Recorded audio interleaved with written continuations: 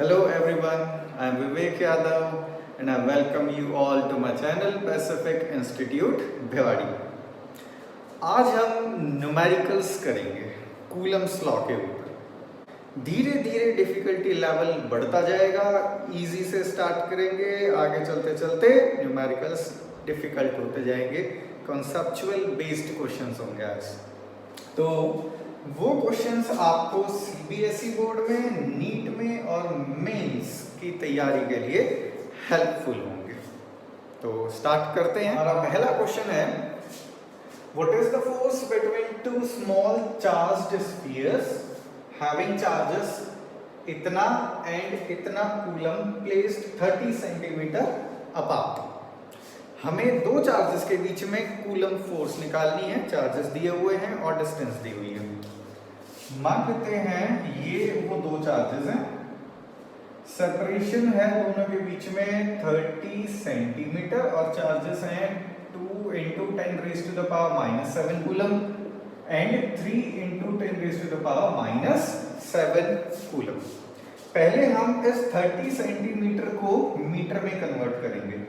तो सेंटीमीटर को मीटर में कन्वर्ट करने के लिए 100 से डिवाइड किया जाता है, या इसको ऐसे भी लिखा जा सकता है 10⁻⁻² मीटर।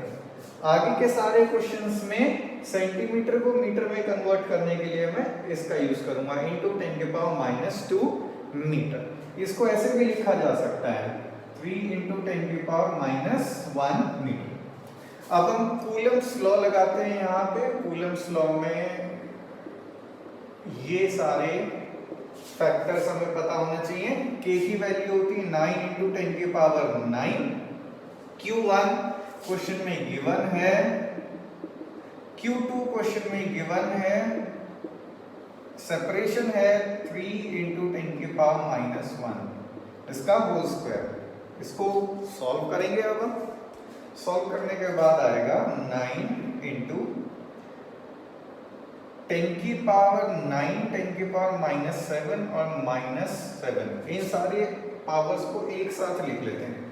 2 × 3 हो जाएगा 6 और 10 की पावर्स सारी एक साथ लिखी जाएंगी तो हो जाएगी -7 -7 -14 -14 में से 9 गया तो -5 बच गया और डिनोमिनेटर में 3 का स्क्वायर 9, 10⁻⁻1 का स्क्वायर 10⁻⁻2। 9 कैंसिल, बचा 6 × 10⁻⁻5 -2 तो ये बचेगा -3 न्यूटन। हमारा अगला क्वेश्चन है, the sum of 2 point charges is 7 microcoulomb. They repel each other with a force of 1 newton when distance is 30 centimetre. Calculate the value of each charge. हमारे पास अब दो चार्जेस हैं और क्वेश्चन के अकॉर्डिंग इन दोनों चार्जेस का सम 7 माइक्रोकूलम होना चाहिए। तो अगर एक चार्ज है Q तो ऑब्वियसली दूसरा चार्ज होगा 7 - Q, क्योंकि दोनों का सम 7 होना चाहिए। ये क्वेश्चन में गिवन है। दोनों चार्जेस के बीच में जो सेपरेशन है वो है 30 सेंटीमीटर और जो फोर्स इन दोनों के बीच में लग रही है वो क्वेश्चन में हमें गिवन है, वो है 1 न्यूटन। अब कूलम्स लॉ लगाते हैं यहाँ पे Q1 Q2/r²। फोर्स क्वेश्चन में गिवन है 1 न्यूटन। K की वैल्यू होती है 9 × 10⁹। पहला चार्ज है Q माइक्रोकूलम, ये भी माइक्रोकूलम है तो × 10⁻⁻6 माइक्रोकूलम को कूलम में कन्वर्ट करने के लिए × 10⁻⁻6 लगाया जाता है।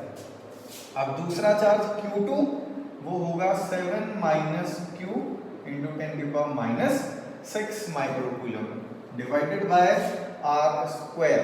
30 सेंटीमीटर को हम लिख सकते हैं 3 × 10⁻⁻1 मीटर। तो 3 × 10⁻⁻1 का होल स्क्वायर।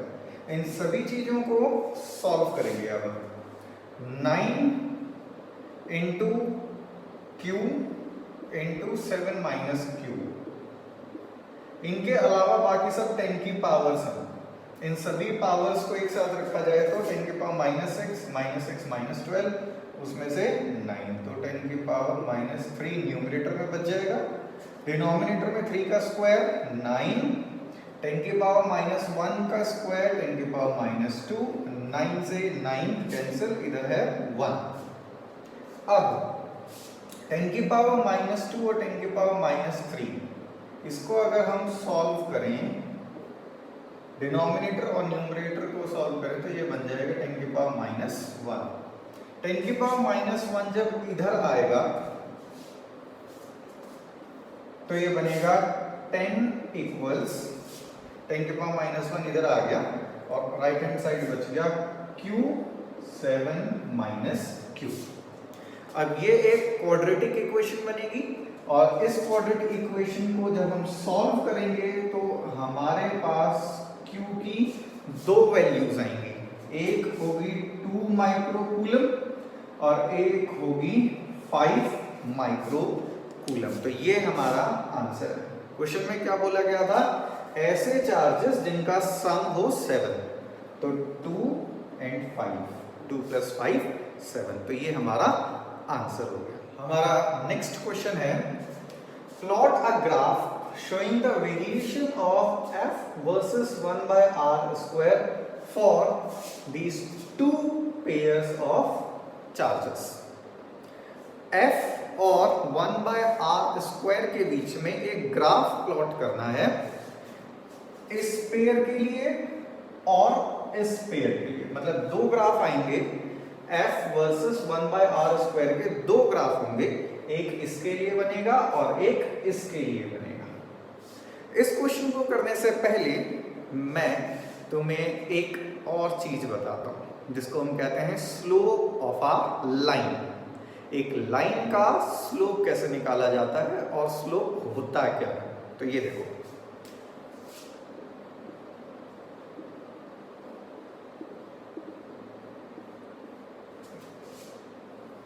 ये है एक लाइन, ये लाइन x एक्सिस के साथ जो एंगल बनाती है, मान लो वो एंगल है थीटा, उस एंगल के ऊपर टेंजेंट अप्लाई कर दो, जैसे साइन कॉस अप्लाई करते हैं ना, ऐसे टेन अप्लाई कर दो।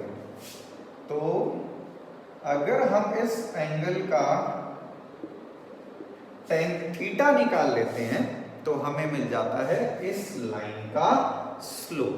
फॉर एग्जाम्पल, अगर ये एंगल 45 है तो स्लोप होगा tan 45, मतलब स्लोप बन जाएगा tan 45 मतलब 1। तो इस लाइन का स्लोप 1 होगा अगर ये एंगल 45 है। तो अगर ये एंगल है 30 डिग्री तो स्लोप हो जाएगा tan 30 डिग्री, मतलब 1/√3। तो स्लोप का मतलब होता है एक लाइन पॉजिटिव x एक्सिस के साथ जो भी एंगल बनाए उस एंगल का tan। स्लोप निकालने का एक और तरीका भी होता है। अगर बाय चांस हमें एंगल गिवन ना हो तो हम एक और तरीके से स्लोप निकाल सकते हैं।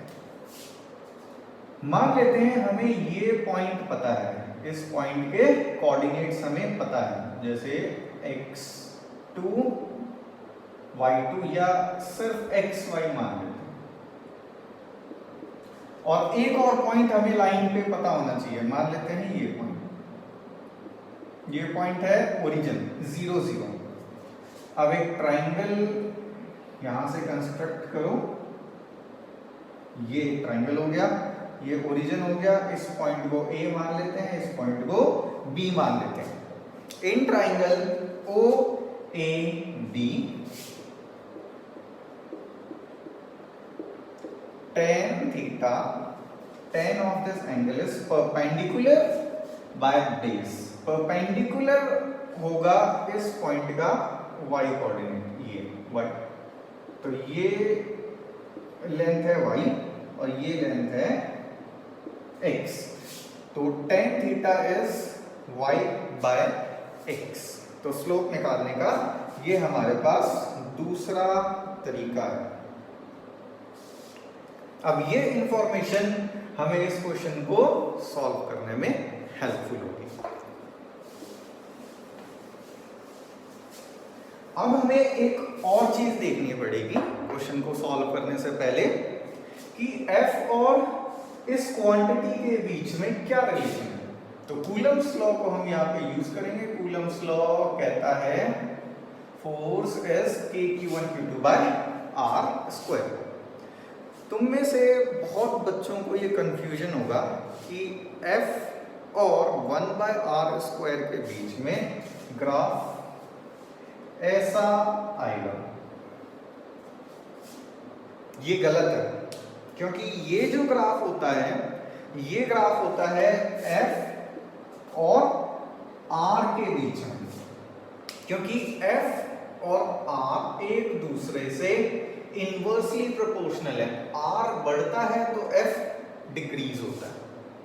f और r के बीच में ऐसा ग्राफ आता है। f और 1/r² की बात करें तो ग्राफ दूसरा बनता है। तो देखते हैं f और 1/r² के बीच में ग्राफ क्या बनेगा। उसको चेक करने के लिए हम यहाँ पे इस क्वांटिटी को ऐसे भी लिख सकते हैं k q1 q2 into 1/r²। अब तुम ये देखो कि f के बीच में और r को मत देखो, पूरी क्वांटिटी को देखो 1/r²। इस पूरी क्वांटिटी के बीच में f और ये पूरी क्वांटिटी के बीच में कैसा रिलेशन है। ये दोनों एक दूसरे के प्रोपोर्शनल है। तो ग्राफ कैसा बनना चाहिए यहाँ पे 1/r² और f के बीच में एक स्ट्रेट लाइन ग्राफ आना चाहिए। तो बात क्लियर हुई। एक बार फिर से बता देता हूं, f एंड r के बीच में ग्राफ आएगा inversely proportional, f and 1/r² के बीच में ग्राफ आएगा डायरेक्ट, मतलब एक स्ट्रेट लाइन ग्राफ। अब देखते हैं इन पेयर्स के लिए ग्राफ कैसा बनेगा। अगर हम 1 माइक्रोकूलम और 2 माइक्रोकूलम की बात करें तो फोर्स बनेगी k q1 q2 into 1/r²। f और 1/r² का तो हमने देख लिया, स्ट्रेट लाइन बनना चाहिए। अब q1 q2 के हिसाब से देखते हैं। q1 हो गया 1 माइक्रोकूलम, q2 हो गया 2 माइक्रोकूलम। तो f इनके भी प्रोपोर्शनल है, तो ग्राफ एकदम स्ट्रेट लाइन यहाँ पे आना चाहिए। तो ये ग्राफ हो गया 1 माइक्रोकूलम एंड 2 माइक्रोकूलम के हिसाब से। अब दूसरे पेयर के हिसाब से ग्राफ देखेंगे, इस पेयर के हिसाब से। अब पहले ये पेयर था, अब पेयर हो जाएगा ये। माइनस का मतलब यहां पे सिर्फ इतना है कि पहले दोनों चार्जेस के बीच में, मतलब इन दोनों के बीच में रिपल्शन हो रहा था, अब इन दोनों के बीच में अट्रैक्शन होगा। बट हमें फोर्स के मैग्नीट्यूड को देखना है, हमें ये नहीं देखना रिपल्शन हो रहा है या अट्रैक्शन हो रहा है, हमें फोर्स के मैग्नीट्यूड को देखना है। तो फोर्स का मैग्नीट्यूड जितना इस पेयर के लिए था उससे ज्यादा इस पेयर के लिए होगा। मतलब यहाँ पे Q1 Q2 की वैल्यू इसमें कम थी और इसमें ज्यादा हो जाएगी, तो स्लोप इंक्रीज हो जाएगा। तो दूसरे पेयर के लिए मतलब 1 माइक्रोकूलम एंड -3 माइक्रोकूलम के लिए ये ग्राफ होगा और 1 एंड 2 के लिए ये वाला ग्राफ होगा। इस तरीके से हम इस क्वेश्चन को डील कर सकते हैं। कुछ बुक्स में 1 एंड -3 के लिए मतलब ये वाला जो ग्राफ है वो नीचे की तरफ प्लॉट किया हुआ है, मतलब ये यहां ना होके यहां प्लॉट किया हुआ है। बट इस चीज का ध्यान रखना कि इस लाइन में जो एंगल होगा और इस लाइन में जो एंगल होगा वो सेम नहीं होना चाहिए। इस पेयर के लिए एंगल कम होगा क्योंकि इस पेयर के लिए स्लोप कम है, और इस पेयर के लिए एंगल ज्यादा होना चाहिए क्योंकि इस पेयर के लिए स्लोप ज्यादा है। तो theta 2 is greater than theta 1। तुम इस लाइन को ऊपर भी बना सकते हो, नीचे भी बना सकते हो। अलग अलग बुक्स में इस क्वेश्चन का आंसर अलग अलग होता है। हमारा नेक्स्ट क्वेश्चन है 2 point charges 5 microcoulomb and 3 microcoulomb are located at these positions respectively। ये x, y और z कोऑर्डिनेट है उस पॉइंट के जिस पॉइंट पे ये चार्जेस रखे हुए हैं। फाइंड द फोर्सेस F12 मतलब force on 1 due to 2 and force on 2 due to 1 using vector form of Coulomb's law.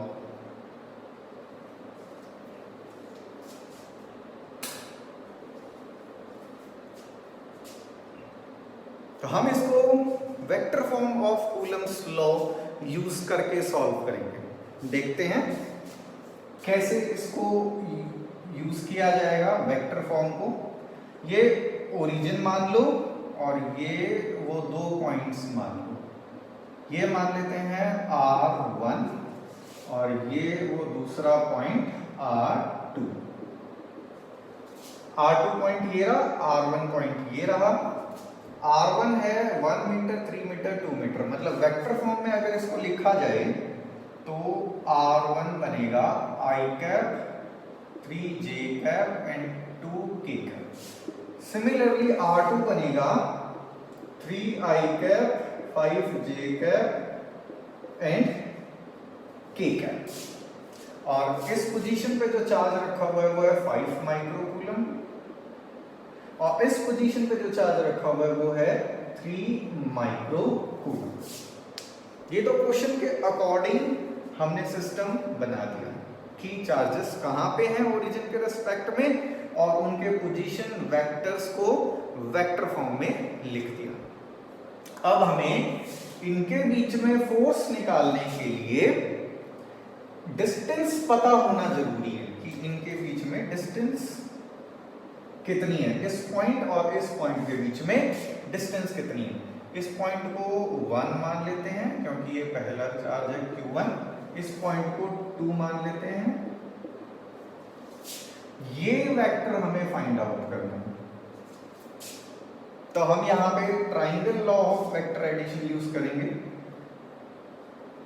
Triangle law कहता है उन दोनों वेक्टर्स को ऐड करो जो हेड से टेल कनेक्टेड है। तो ये R1 और R1 plus R head to tail connected थे। इन दोनों का एडिशन गिव्स R2।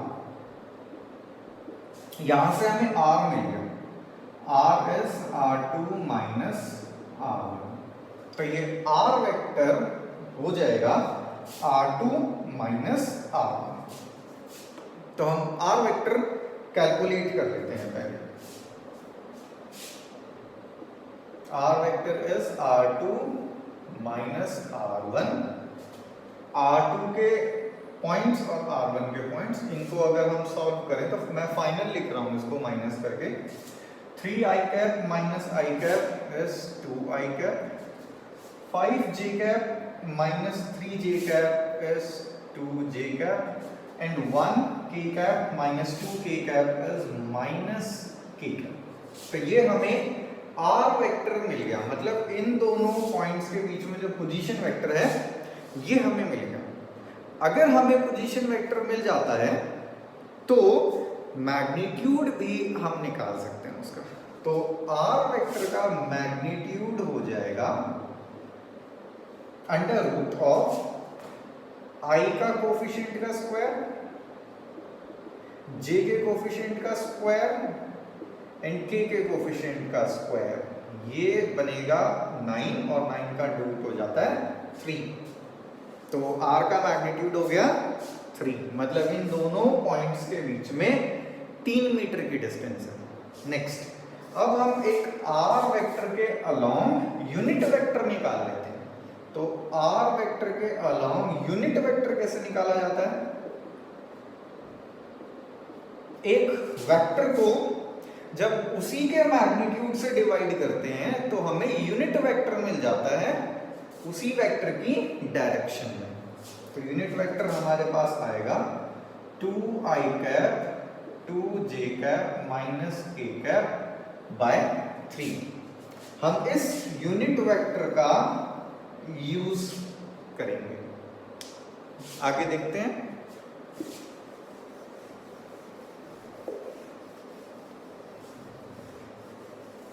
मैं यूनिट वेक्टर यहां पे लिख देता हूं फिर से।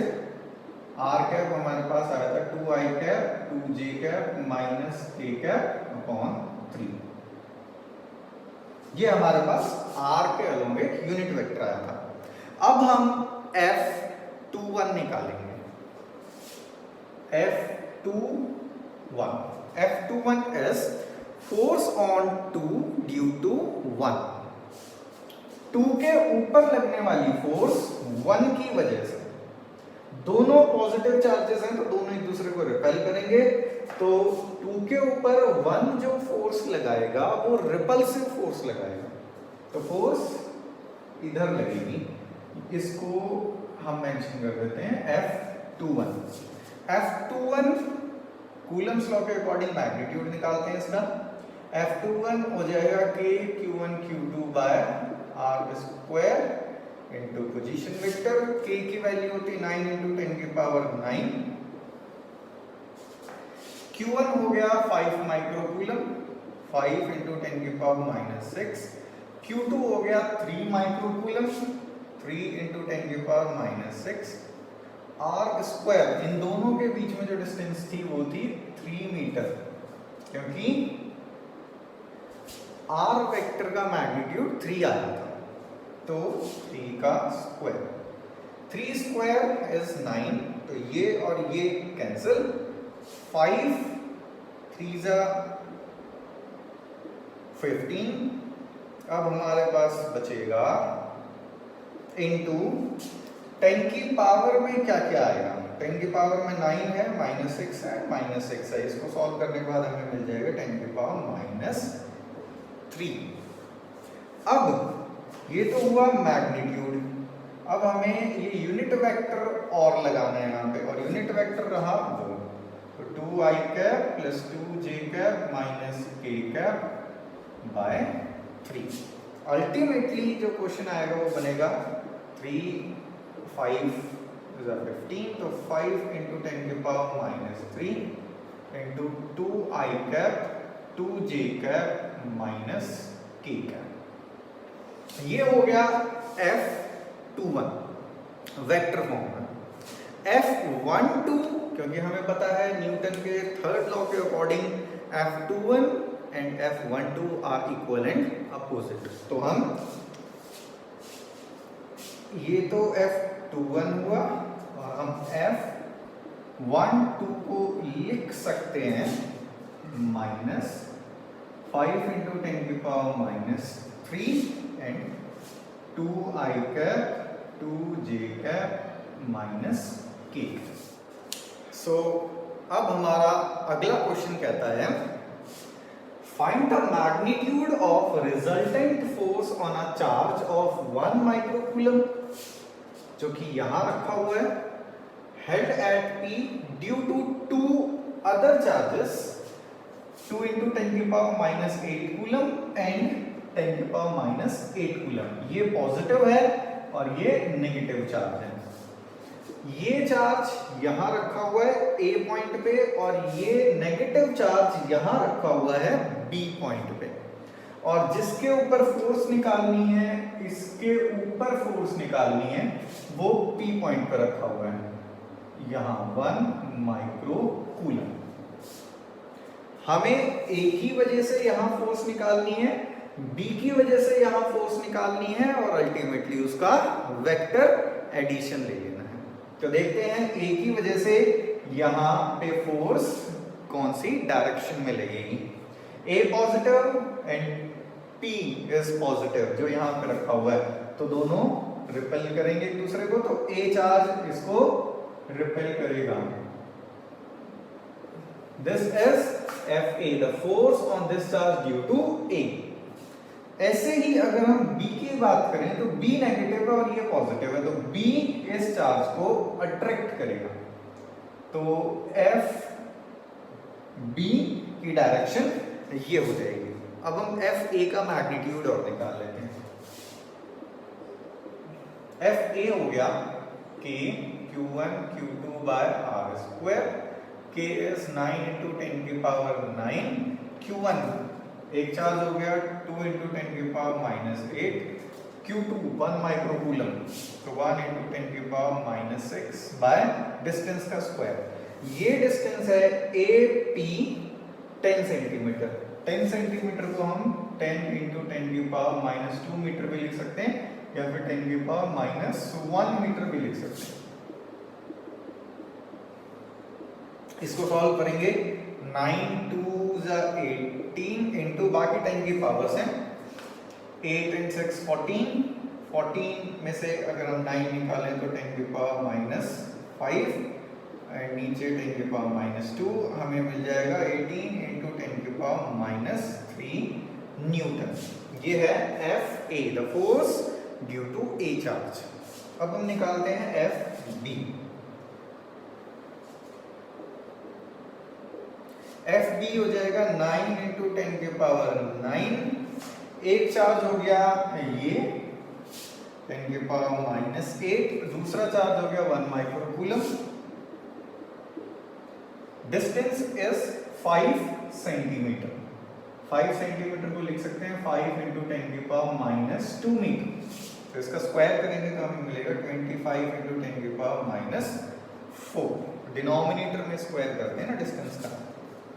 अल्टीमेटली इसको हम क्या लिख सकते हैं 9 बाय 25, बाकी 10 की पावर्स हैं। 10 की पावर्स में क्या बचेगा 8 6 14, 14 में से 9 गया 10 की पावर माइनस 5 और नीचे 10 की पावर माइनस 4। ये बचेगा 9 बाय 25 इंटू 10 की पावर माइनस 1। इस वैल्यू को हम ऐसे भी लिख सकते हैं 9 इंटू 100 इंटू 10 की पावर माइनस 3 बाय 25। 10 की पावर माइनस 1 को लिख दिया 10 की पावर 2 इंटू 10 की पावर माइनस 3। तो 25 4 जा 100 एंड 9 4 जा 36। 36 इंटू 10 की पावर माइनस 3 न्यूटन। तो हमारे पास दोनों फोर्सेस आ गई। A फोर्स 18 इंटू 10 की power minus 3 and B is 36 into 10 की पावर माइनस 3 न्यूटन। इन दोनों की वैल्यूज मैं यहाँ पे लिख देता हूँ। एफ ए है 18 इंटू 10 की power minus 3 newton. F B है 36 इंटू 10 की पावर माइनस 3 न्यूटन। अब इन दोनों फोर्सेस का वेक्टर एडिशन देखेंगे।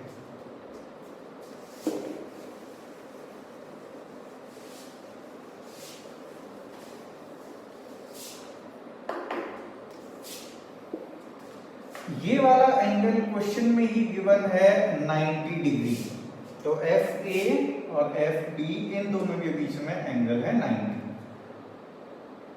Parallelogram law of vector addition से ये हमें रिजल्टेंट मिल गया। Resultant of F A and F B. Resultant का मैग्नीट्यूड हम ऐसे निकालते हैं under root A square plus B square plus 2ab cos theta. Resultant को हम नेट फोर्स मान लेते हैं। ए स्क्वायर मतलब एक फोर्स, यहां पे एंगल 90 है तो ये वाला टर्म फाइनली कैंसिल हो जाएगा, cos 90 0 होता है। तो ए स्क्वायर इज 18 इंटू 10 की पावर माइनस 3 का स्क्वायर, बी इज 36 इंटू 10 की पावर माइनस 3। अब ये टर्म 0 हो गया क्योंकि एंगल 90 है, cos 90 0। बाकी इस चीज को आप खुद भी सॉल्व कर सकते हैं। हम आगे बढ़ते हैं।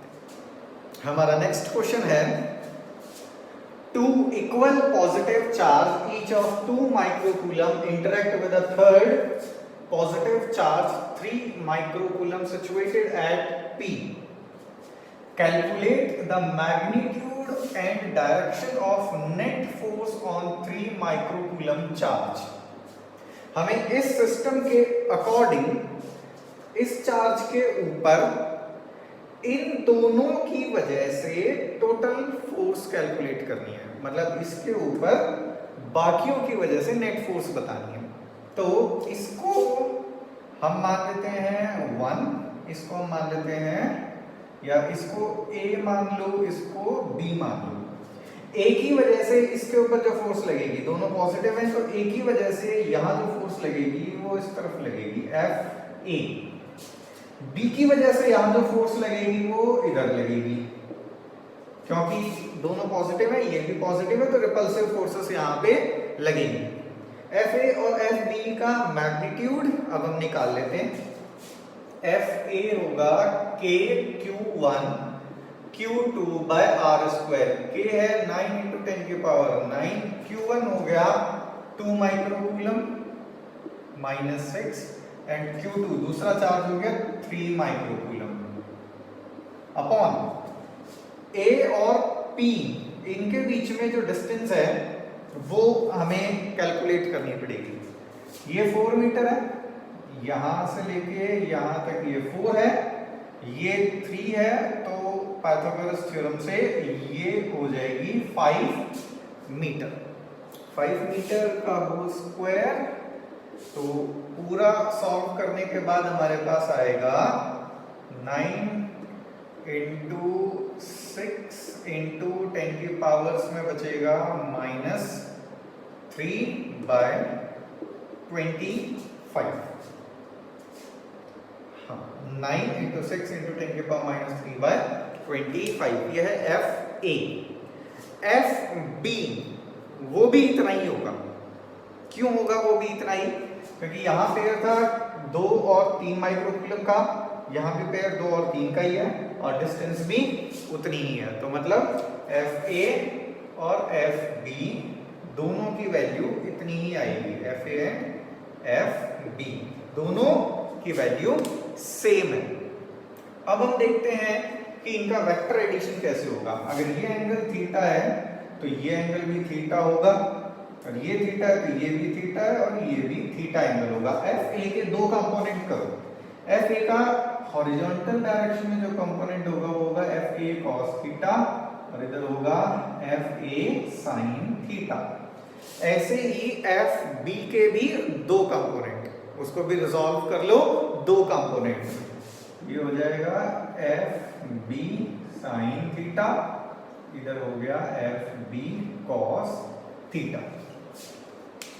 FA और FB मैग्नीट्यूड वाइज सेम है, और FA sin theta FB sin theta equal and opposite component हो गई। Equal in magnitude, opposite in direction, तो they will cancel each other. अब जो नेट फोर्स आएगी वो इन दो कंपोनेंट्स की वजह से आएगी। तो नेट फोर्स के लिए हमें इन दोनों कंपोनेंट्स को ऐड करना पड़ेगा, because they are in same direction. इनको ऐड करने के बाद जो नेट फोर्स आएगी हमारे सामने F नेट, वो आएगी FA cos theta plus FB cos theta. Magnitude wise FA और FB सेम है, इसीलिए ये बन जाएगा 2FA cos थीटा। FA की वैल्यू थी 9 × 6 × 10 की पावर -3/25। cos थीटा हम इस ट्राइंगल से निकाल लेंगे। ये जो ट्राइंगल है यहाँ से cos थीटा आ जाएगा। cos theta is base by hypotenuse, तो बेस है 4 और हाइपोटेन्यूज है 5। बाकी इसको कैलकुलेट करके आप नेट फोर्स निकाल सकते हैं। सो नेक्स्ट क्वेश्चन पे चलते हैं। नेक्स्ट क्वेश्चन है, a pith ball A of 8 gram carries a positive charge इतना, what must be the nature and magnitude of a charge that should be given to a second pith ball B fixed at 5 centimeter below the former ball so that the upper ball is stationary। मतलब हमारे पास एक ball है, ए ball, जिसके ऊपर charge है 5 × 10⁻⁻8 coulomb और इसका मास है 8 ग्राम। इस बॉल के नीचे एक और बॉल रखी हुई है, बी बॉल। इन दोनों के बीच में सेपरेशन है 5 सेंटीमीटर। बी के ऊपर चार्ज कितना होना चाहिए ताकि ए बॉल अपनी जगह स्टेशनरी रहे? मतलब ए बॉल ना नीचे जाए ना ऊपर जाए, मतलब स्टेशनरी रहे, रेस्ट पे रहे। अब देखते हैं इसको कैसे सॉल्व करेंगे। ए बॉल और बी बॉल के बीच में, इसके ऊपर कुछ चार्ज है, इसके ऊपर भी कुछ चार्ज है, तो ए और बी के बीच में इलेक्ट्रोस्टैटिक फोर्स लगेगी। इलेक्ट्रोस्टैटिक फोर्स ऊपर की तरफ लगनी चाहिए, Fe। Fe मतलब इलेक्ट्रोस्टैटिक फोर्स, ताकि वो फोर्स इस बॉल के वेट को बैलेंस करे। इस बॉल का वेट डाउनवर्ड्स और electrostatic force must B upwards. अब ये दोनों फोर्सेस अगर मैग्नीट्यूड वाइज इक्वल हो जाएं तो इसके ऊपर नेट फोर्स 0 बन जाएगा और ए बॉल इक्विलिब्रियम में रहेगी, मतलब स्टेशनरी रहेगी। अब हमें इन दोनों फोर्सेस के मैग्नीट्यूड को इक्वल करना है, तो Fe electrostatic force must be equal to the weight. Electrostatic force is Aq1 Q2 by r², weight mg। इन सब की वैल्यूज 9 × 10⁻⁹। पहला वाला चार्ज हो गया 5 × 10⁻⁸। दूसरा चार्ज है q, सेपरेशन है 5 सेंटीमीटर। 5 सेंटीमीटर को हम लिख सकते हैं -2 का whole square. Next is mg, mass 8 gram. 8 gram ऐसा यूनिट नहीं है, तो ऐसा यूनिट में करने के लिए 8/1000 ये आ जाएगा किलोग्राम में, केजी ऐसा यूनिट होती है, इनटू जी की वैल्यू 9.8। अब इस पूरी इक्वेशन में सिर्फ एक अननोन क्वांटिटी है, वो है Q, बाकी सब नोन है और ये Q ही हमें निकालना था। तो इसको आप सॉल्व कर सकते हैं। मैं आंसर बता देता हूं, आप चेक कर लेना। Q is +4.36 × 10⁻⁷ coulomb. सो हमारा next question, a particle of mass m and carrying charge -q1 is moving around a charge +q2 along a circular path of radius r. Prove that the period of revolution of the charge -q1 about q2 is given by t is equals to 16 pi cube epsilon naught m r³ by q1 q2 का whole root under root. देखिए इसको कैसे solve करेंगे। ये रहा +q2 और इसके around एक सर्कुलर ऑर्बिट में -q1 रिवॉल्व कर रहा है। सर्कुलर ऑर्बिट का जो रेडियस है वो है r।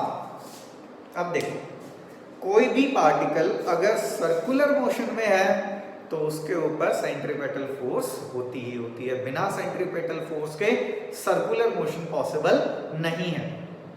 सेंट्रीपेटल फोर्स कोई अलग डिफरेंट फोर्स नहीं होती। सेंट्रीपेटल फोर्स उसी को बोला जाता है जो फोर्स सेंटर की तरफ लगे। देखते हैं इस पार्टिकल के ऊपर सेंटर की तरफ लगने वाली फोर्स कौन सी है, उसी को सेंट्रीपेटल फोर्स बोला जाता है। तो ये पॉजिटिव, ये नेगेटिव, तो इसके ऊपर लगने वाली जो फोर्स है वो है इलेक्ट्रोस्टैटिक फोर्स। पॉजिटिव नेगेटिव को अट्रैक्ट करेगा, तो सेंटर की तरफ जो फोर्स लगेगी that is the electrostatic force, and electrostatic force is playing the role of centripetal force. So centripetal force is given by electrostatic force. Centripetal force का formula होता है mv²/r। इलेक्ट्रोस्टैटिक फोर्स है q1, एक charge q1 है, दूसरा charge q2 है। Negative positive को अभी हम यहाँ नहीं लगाएंगे। अपॉन में डिस्टेंस है दोनों के बीच में, रेडियस जितनी r²। यहां से हमें v निकालना है। देखते हैं v क्यों निकालना है। देखो, टाइम पीरियड निकालने के लिए हमें चाहिए 2π/ओमेगा। ओमेगा के लिए हमें चाहिए v/r। r तो क्वेश्चन में गिवन ही है, तो हमें ओमेगा के लिए v चाहिए। v की वैल्यू आते ही हम यहाँ पुट करेंगे, ओमेगा मिल जाएगा। और ओमेगा की वैल्यू आते ही हम यहाँ पुट करेंगे, टाइम पीरियड मिल जाएगा। तो हमें पहले v कैलकुलेट करना है। यहाँ से v आ जाएगा, एक r से एक r कैंसिल, v आ गया हमारे पास k q1 q2, m नीचे आ गया mr अंडर। अब हम v की वैल्यू को आगे यूज करेंगे, तो मैं इसको रब कर रहा हूं। v की वैल्यू आप नोट डाउन कर लें।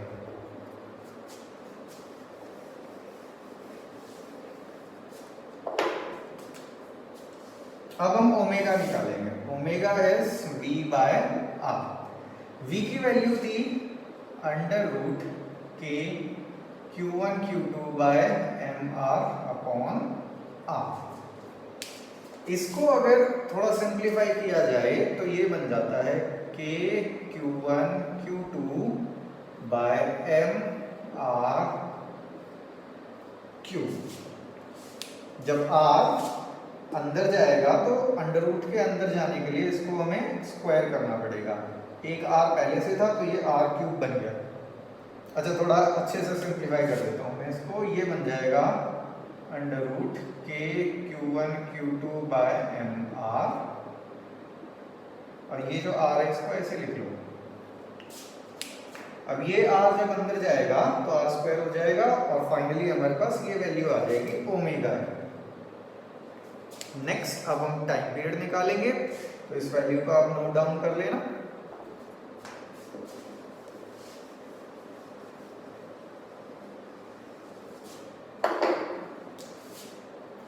टाइम पीरियड इज 2π/ओमेगा। तो 2π एज इट इज, ओमेगा की वैल्यू हमारे पास थी √k q1 q2/mr³। ओमेगा हो जाएगा mr³ q1 q2, क्योंकि हमें ओमेगा यहाँ पे डिनोमिनेटर में है। ओमेगा की वैल्यू को हम रखेंगे तो इस तरीके से हमारे पास वैल्यू आ जाएगी। अब इस वैल्यू को थोड़ा और सिंप्लीफाई करेंगे। 2π को अंदर ले जा सकते हैं हम, यहाँ पे k भी था। 2π को अंदर ले जाते हैं तो 4π² mr³। k की वैल्यू होती है 1/4πε0 q1 q2। इसको और सिंप्लीफाई करें तो ये 4 ऊपर जाएगा तो ये बनेगा 16। ये पाई ऊपर जाएगा तो π³ mr∈0 भी ऊपर जाएगा, mr³ q1 q2। अब देखिए ये वैल्यू और ये वैल्यू सेम आ गई, hence proved. So moving on to the next question. A charge q is divided on two objects. What should be the values of the two charges on the two objects so that the force between the objects can be maximum? दो body consider करो, ये A body है, ये B body है, मतलब two objects, two bodies, और इन दोनों के ऊपर जो चार्ज है वो इससे डिवाइड करना है। मतलब Q को कुछ इस तरीके से तोड़ना है कि इनके ऊपर जब चार्ज आए उनके बीच में जो फोर्स लगे वो मैक्सिमम लगे। तो हम कैपिटल Q को दो पार्ट्स में स्प्लिट कर देते हैं।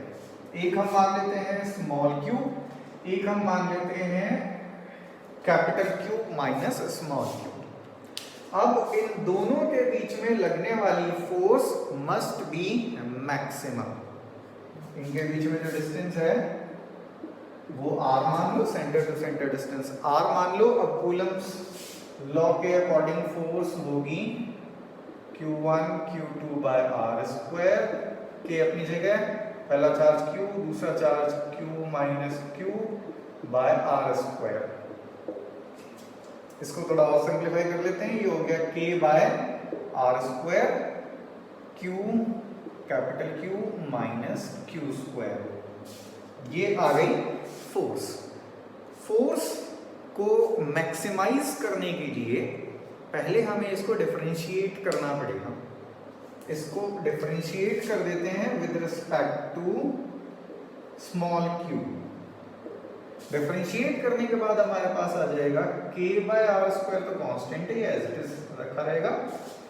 इसका डिफरेंशिएशन होगा तो यहाँ बनेगा कैपिटल Q, और इसका डिफरेंशिएशन होगा तो ये बनेगा 2q। अब जो डिफरेंशिएट होने के बाद वैल्यू आती है, इसको 0 के इक्वल रखते हैं। इस वैल्यू को 0 रख दो, k by r square q minus 2q। इसको 0 के इक्वल रख के हम इसको सॉल्व करेंगे। यहां से ये पूरा फैक्टर उधर जाके 0 and q is equal to 2q। यहां से हमें मिल गया small q is equal to q by 2। इसका मतलब ये हुआ कि q के दो पार्ट्स हमने किए थे और उन दोनों पार्ट्स के बीच में फोर्स को मैक्सिमम करना था। तो वो दो पार्ट्स कुछ इस तरीके से हैं कि दोनों हाफ हाफ होने चाहिए, q बाय 2 q बाय 2। तो दोनों को इक्वली डिस्ट्रीब्यूट करो, तब जाके फोर्स मैक्सिमम मिलेगी। एक चार्ज को इक्वल पार्ट्स में स्प्लिट करोगे तब उनके बीच में लगने वाली फोर्स मैक्सिमम होगी। Now next question is, two particles each having a mass 5 gram and charge 10 raised to the power minus 7 coulomb stay in limiting equilibrium on a horizontal table with a separation of 10 centimeter between them. The coefficient of friction between each particle and the table is same. Find coefficient of friction. देखते हैं, पहले diagram देखते हैं।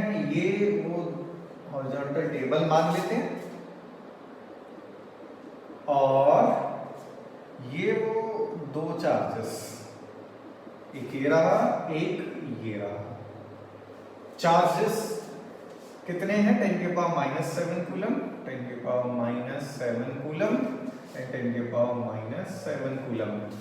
मास दोनों का 5 ग्राम 5 ग्राम। ये दोनों charges being positive होने की वजह से दोनों चार्जेस एक दूसरे को रिपेल करेंगे, but according to the question they are in limiting equilibrium. मतलब वो दोनों चार्जेस स्टेबल हैं, वो मूव नहीं कर सकते, इक्विलिब्रियम में है। अगर ये दोनों चार्जेस इक्विलिब्रियम में हैं तो कैसे इक्विलिब्रियम में हो सकते हैं ये देखते हैं। इन दोनों के ऊपर लगने वाली जो फोर्स है इलेक्ट्रोस्टैटिक फोर्स, वो इधर लगेगी। दोनों एक दूसरे को रिपेल करना चाहेंगे, दूर जाना चाहेंगे। ये चार्ज इधर नहीं जा पागा, इसका मतलब फ्रिक्शन लग रहा होगा इसके ऊपर इधर की तरफ। ऐसे ही इसके ऊपर देखा जाए तो फ्रिक्शन इधर लग रहा होगा। फ्रिक्शन हमेशा मोशन के अपोजिट डायरेक्शन में लगता है और चार्ज इक्विलिब्रियम में है, मूव नहीं कर सकता। इसका मतलब ये हुआ इलेक्ट्रोस्टैटिक फोर्स और फ्रिक्शन फोर्स एक दूसरे को कैंसिल कर रहे हैं। तो इलेक्ट्रोस्टैटिक फोर्स और फ्रिक्शन फोर्स एक दूसरे को कैंसिल जब भी करेंगे जब दोनों की मैग्नीट्यूड, दोनों की वैल्यू सेम होगी, क्योंकि डायरेक्शन तो अपोजिट है इन दोनों का मैग्नीट्यूड भी सेम होना चाहिए। इलेक्ट्रोस्टैटिक फोर्स इज K, दोनों के ऊपर जो चार्ज है Q1 Q2 upon R square and limiting friction is mu into N। Limiting friction को एस मैक्स भी कहते हैं। स्टैटिक फ्रिक्शन के मैक्सिमम वैल्यू को लिमिटिंग फ्रिक्शन बोला जाता है, जिसकी वैल्यू होती है mu into N। K is 9 into 10 की पावर 9, Q1 Q2 10 की पावर -7, 10 की पावर -7।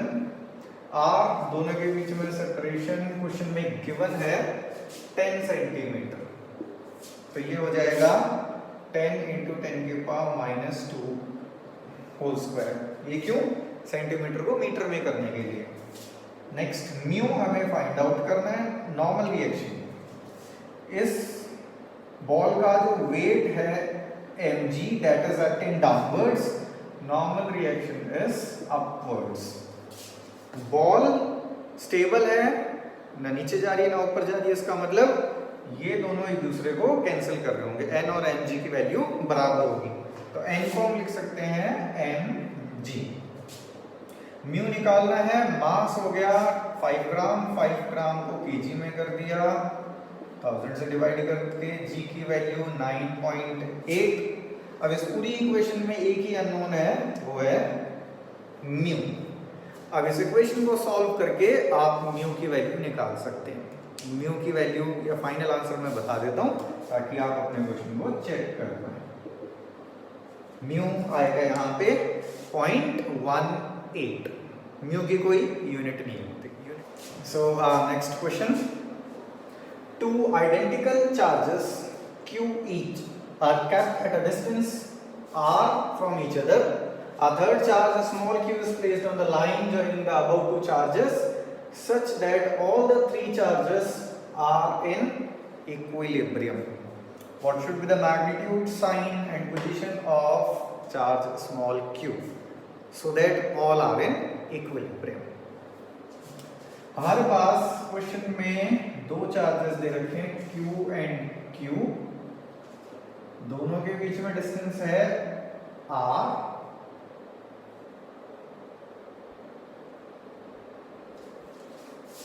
अब क्वेश्चन में ये बोला जा रहा है कि एक और चार्ज स्मॉल q इस लाइन पे रखना है।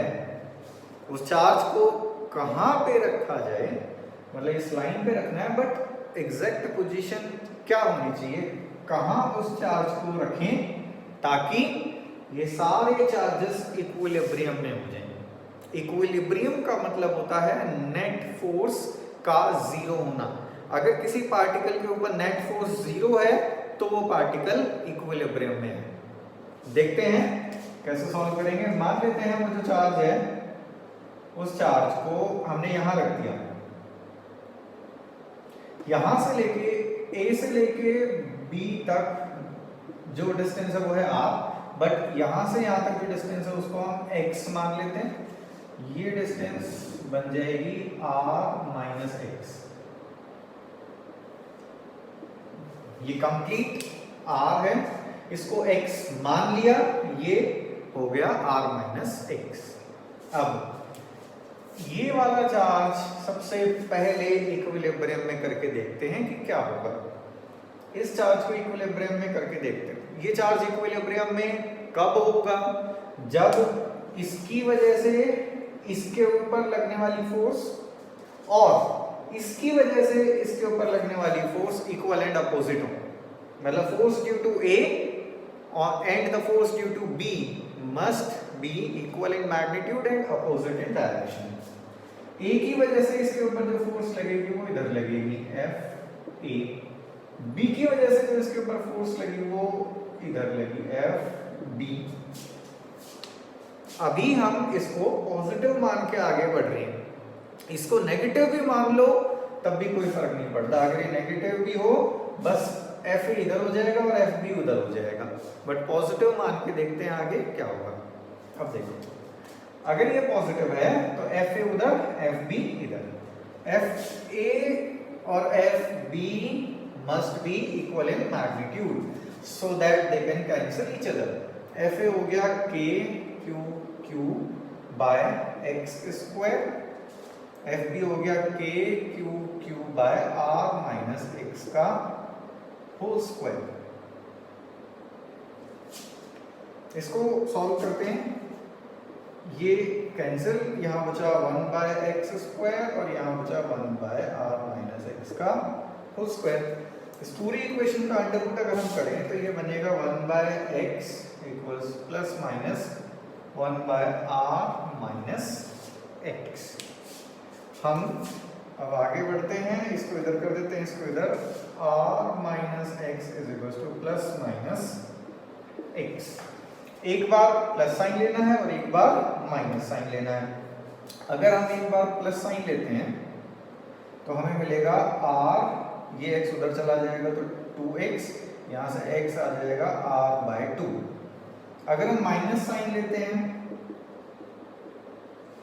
ये माइनस और ये माइनस साइन उधर जाएगा तो r की वैल्यू 0 आ गया। इसका मतलब ये हुआ कि ये वैल्यू एग्जिस्ट नहीं कर सकती, तो ये एक इनवैलिड वैल्यू हो गई। तो हम यहाँ पे प्लस साइन ले लेंगे, तो हमारे पास फाइनल आंसर जो आया, फाइनल आंसर तो नहीं बट हमें x मिल गया, x मिल गया हमें r बाय 2। मतलब ये चार्ज पॉजिटिव है या नेगेटिव है ये नहीं पता, बट इसकी पोजीशन मिल गई। ये चार्ज कहाँ होना चाहिए, दोनों के सेंटर पे होना चाहिए। अभी क्वेश्चन का सिर्फ एक पार्ट हमने किया, हमें सिर्फ पोजीशन पता चली है। अभी हमें मैग्नीट्यूड और साइन भी पता लगाना है। आगे बढ़ते हैं।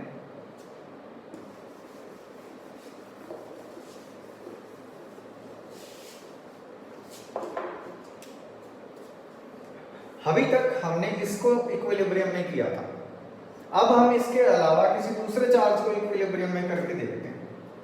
मान लेते हैं ए चार्ज इक्विलिब्रियम में है। ए चार्ज इक्विलिब्रियम में कब हो सकता है, चेक करते हैं। अगर ये पॉजिटिव है तो ये इसको रिपेल करेगा, वो तो पहले से ही पॉजिटिव है, क्वेश्चन में लिखा हुआ है। ये दोनों फोर्सेस एक दूसरे को कभी कैंसिल नहीं कर सकती और ये चार्ज कभी इक्विलिब्रियम में नहीं हो सकता। अगर ये पॉजिटिव हुआ तो इसका मतलब ये हुआ कि अगर ये चार्ज इक्विलिब्रियम में होगा तो एक फोर्स इधर होनी चाहिए और एक फोर्स उधर होनी चाहिए। अब इसको नेगेटिव मान के देखते हैं, तो इसकी वजह से इसके ऊपर जो फोर्स लगेगी वो इधर लगेगी, क्योंकि ये इसको अट्रैक्ट करेगा, और इसकी वजह से इसके ऊपर जो फोर्स लगेगी वो इधर लगेगी। अब चांसेस हैं कि ये दोनों एक दूसरे को कैंसिल करें।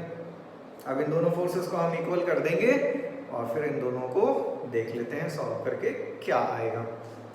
तो this is the force due to B and this is the force due to Q. The force due to B and the force due to small q must be equal. Fb is K. ये charge Q है, ये charge भी Q है, Q square, दोनों के बीच में distance है R, R square, Fq हो गया K, एक चार्ज हो गया Q और एक हो गया कैपिटल Q, और डिस्टेंस हो गई दोनों के बीच में x, और हमें x की वैल्यू पता है, x की वैल्यू है r बाई 2, तो x स्क्वायर, तो k और q कैंसिल हो जाएंगे, यहाँ बचेगा 1 बाय आर स्क्वायर, यहाँ बचेगा q upon x square, x से r बाई 2 तो आएगा r स्क्वायर बाय 4 हम ऊपर लगा देते हैं, r स्क्वायर से r स्क्वायर कैंसिल, यहाँ q भी था, तो यहाँ से हमें मिला small q is capital Q by 4। तो क्वेश्चन में तीन चीजें पूछी गई थी, एक तो पोजीशन क्या होनी चाहिए Q की, पोजीशन हमें मिल गई r बाई 2, मैग्नीट्यूड क्या होना चाहिए Q बाय 4, और साइन क्या होना चाहिए negative sign. Now moving on to the next question. Two small spheres each having mass m kg and charge q coulomb are suspended from a point by insulating threads each of L meter long but of negligible mass. If theta is the angle each thread makes to the vertical when equilibrium has attained, then show that q square is इतना. देखते हैं question में क्या बोला जा रहा है.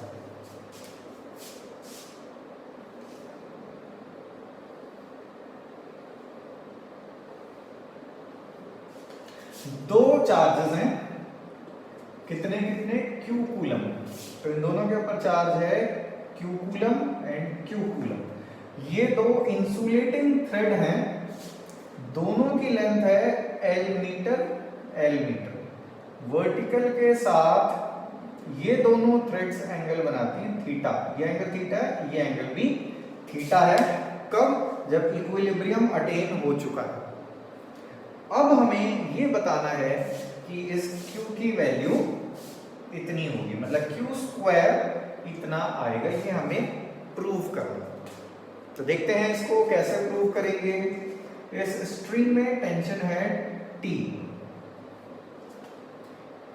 यहां इस Q को यहां लिख लेता हूं, ऐसे ही ये एंगल अगर थीटा है तो ये एंगल भी थीटा बनेगा. T का इस तरफ कंपोनेंट आएगा T cos थीटा और इस तरफ कंपोनेंट आएगा T sin थीटा.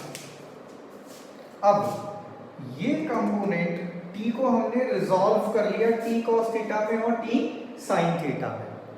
इसके अलावा एक और फोर्स है दोनों चार्जेस के बीच में, इलेक्ट्रोस्टैटिक फोर्स. दोनों पॉजिटिव चार्ज हैं तो ये दोनों एक दूसरे को रिपेल करेंगे. तो इसके ऊपर हम फोर्स मेंशन कर लेते हैं. इसके ऊपर फोर्स होगी F, इलेक्ट्रोस्टैटिक फोर्स. इसका वेट mg डाउनवर्ड्स. तो इसके लिए फ्री बॉडी डायग्राम बन चुका है. सारी फोर्सेस जो इसके ऊपर हैं वो हमने मेंशन कर दी हैं. यही FBD इसका भी बनेगा, इसीलिए वो हम अभी नहीं बनाएंगे. हम यहीं से आंसर निकाल सकते हैं.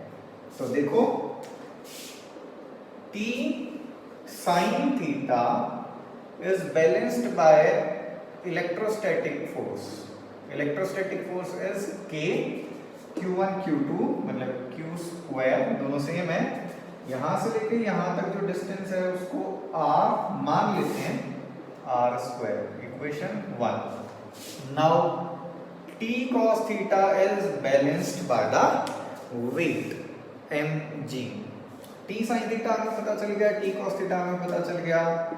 दोनों को डिवाइड कर देते हैं. Divide equation 1/2.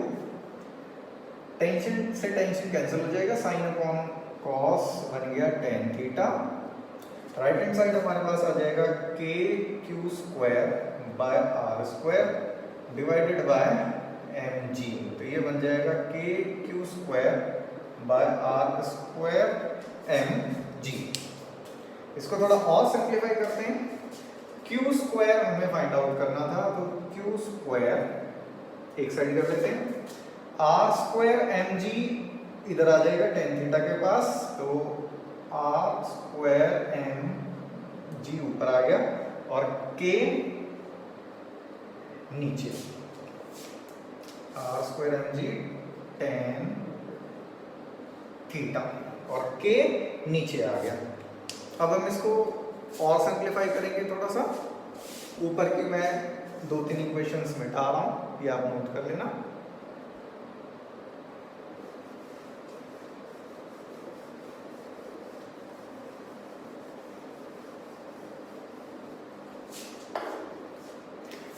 k को हम 1/4 पाई एप्सिलॉन नॉट भी लिख सकते हैं. तो ये बन जाएगा 4 पाई एप्सिलॉन नॉट. अब क्या ये वैल्यू इससे मैच होती है? अभी नहीं हो रही है, क्योंकि हमने r को l के टर्म्स में नहीं किया. क्वेश्चन में l गिवन है, r तो हमने लेट किया था, तो हमें r को l के टर्म्स में कन्वर्ट करना पड़ेगा. तो यहां से देखते हैं, एक ये वाला ट्रायंगल कंसीडर करते हैं, ये और यहां बना देता हूं, ये है, ये पूरा है r, तो ये हो जाएगा r/2, ये है l। अब हम, ये एंगल है थीटा, r, l और थीटा के बीच में एक रिलेशन हम निकाल सकते हैं यहां से, ट्राइंगल से। ट्राइंगल में साइन थीटा होगा, sine theta is perpendicular by hypotenuse, perpendicular है r/2, हाइपोटेनियस इज l, तो ये बन जाएगा r/2l। यहां से हमें r और l के बीच में रिलेशन मिला, हम r को लिख सकते हैं 2l, ऊपर गया तो 2l sin थीटा। अब इसको मिटाना पड़ेगा मुझे, तो r की वैल्यू मैं यहां लिख देता हूं, r is 2l sin theta. q square की वैल्यू ये, r की वैल्यू ये, r की वैल्यू यहां रख देंगे,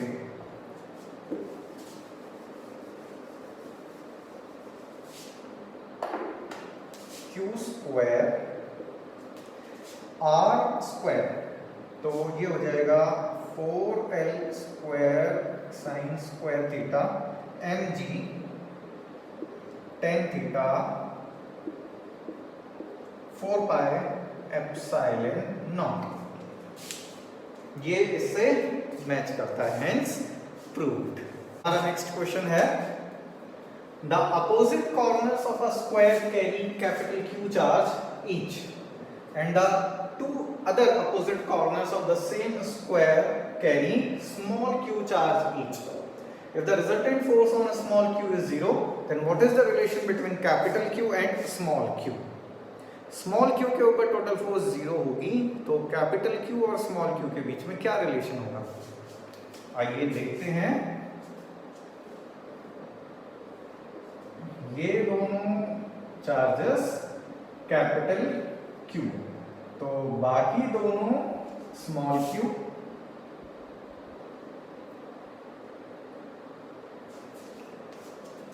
अब इसके ऊपर या इसके ऊपर नेट फोर्स 0 है अकॉर्डिंग टू द क्वेश्चन, तो इसके ऊपर हम नेट फोर्स 0 देखते हैं कैसे हो।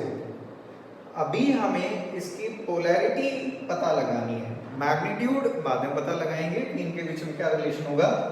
फिलहाल हम ये देख लेते हैं कि ये पॉजिटिव होना चाहिए या नेगेटिव होना चाहिए। देखो, इसके ऊपर अगर ये पॉजिटिव हुआ, ये पॉजिटिव है तो ये भी पॉजिटिव ही होगा, इन दोनों को हम पहले से ही पॉजिटिव मान लेते हैं। अगर ये स्मॉल q भी पॉजिटिव हुआ तो ये, इसको 1 मान लो, इसको 2 मान लो, इसको 3 मान लो।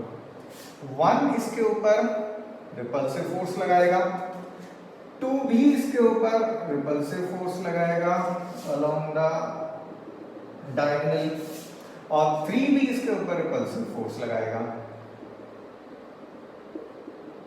तो अगर ये पॉजिटिव हुआ तो नेट फोर्स कभी 0 नहीं हो सकता, तो ये नेगेटिव होगा। देखते हैं नेगेटिव से आंसर आता है क्या।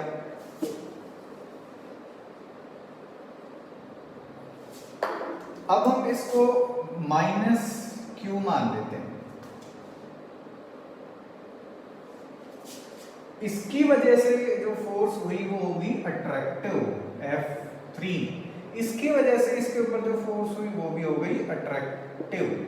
अब ये नेगेटिव, उसकी वजह से तो रिपल्सिव फोर्स ही होगी।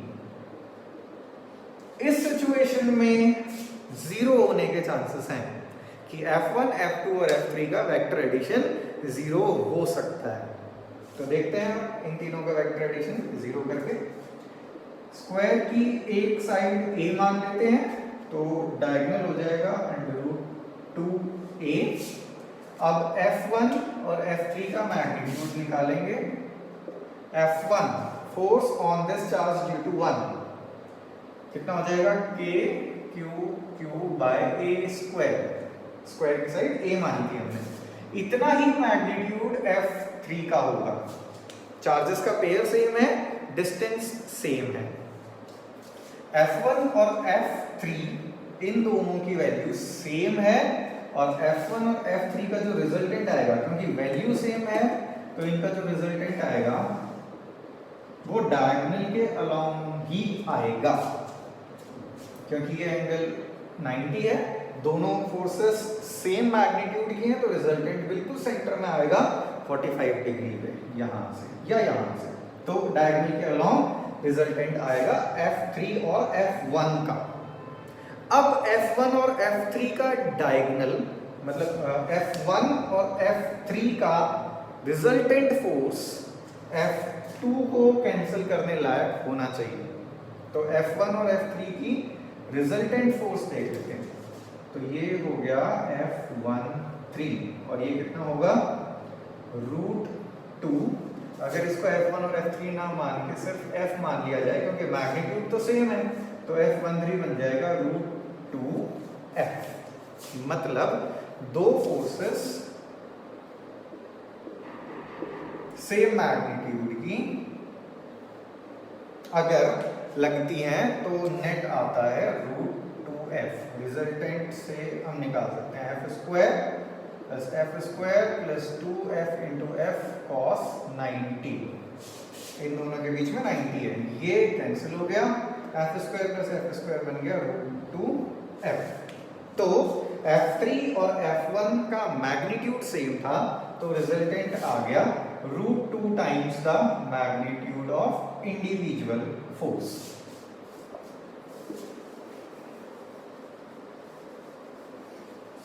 अब हम देखेंगे कि F2 कितना है।